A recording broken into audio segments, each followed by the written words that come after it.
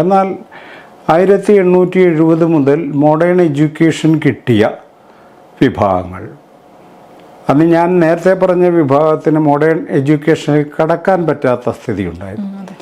Modern education കിട്ടിയ വിഭാഗങ്ങൾ കാസ്റ്റിനെ അപ്രസക്തമായൊരു കാര്യമായിട്ടാണ് മനസ്സിലാക്കിയിരുന്നത്.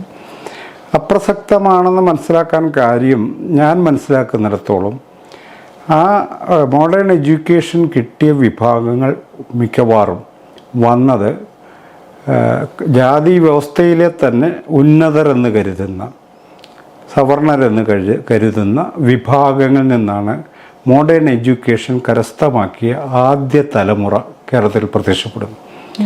അപ്പോൾ അവരെ സംബന്ധിച്ചിടത്തോളം കാസ്റ്റ് ഒരു പ്രിവിലേജായിട്ട് അവർ കൊണ്ടു നടക്കുന്നത്. അവർക്കത് നിർമ്മാർജ്ജനം ചെയ്യേണ്ട യാതൊരു ആവശ്യവുമില്ല. ഇപ്പം എനിക്കൊരു പ്രിവിലേജ് ഉണ്ടെങ്കിൽ ആ പ്രിവിലേജ് ഞാൻ എവിടെ കൊണ്ട് കളയും എന്ന് ഞാൻ ഒരിക്കലും ബോധർ ചെയ്യില്ല.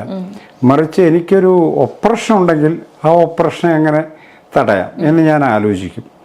അപ്പോൾ ഇവിടെ ഈ പ്രിവിലേജ്ഡ് കാസ്റ്റിൽ നിന്ന് വന്നതുകൊണ്ട് caste is not an important thing എന്ന ഒരു അബോധത്തിലാണ് നമ്മളുടെ മലയാളി സമൂഹത്തിൻ്റെ എഴുത്തുകൾ, ആധുനിക എഴുത്തുകൾ, അത് ചരിത്രമായാലും.